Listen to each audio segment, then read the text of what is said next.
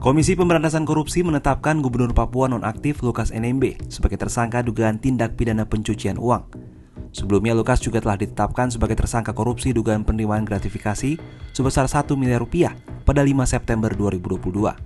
Hal ini berkaitan dengan sejumlah proyek pembangunan infrastruktur di Papua.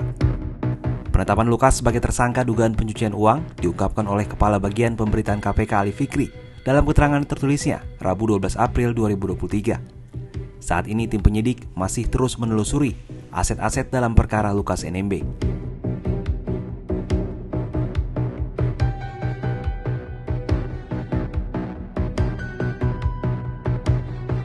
Kuasa hukum Lukas NMB, Petrus Bala Pationa, membenarkan penetapan tersangka kliennya oleh KPK.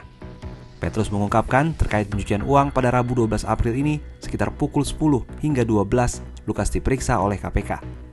Selesai pemeriksaan, Lukas dibawa kembali ke rutan KPK.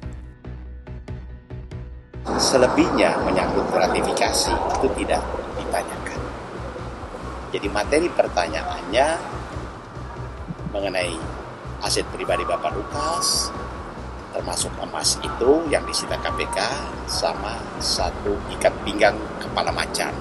Itu saja yang disita dari rumah beliau yang disewa di Pantai Indah Kapuk.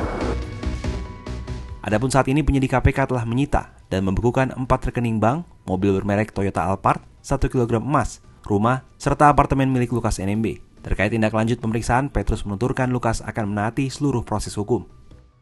Sebelumnya Lukas telah ditahan oleh KPK sebagai tersangka kasus dugaan penerimaan suap dan gratifikasi 1 miliar rupiah proyek pembangunan infrastruktur di Papua.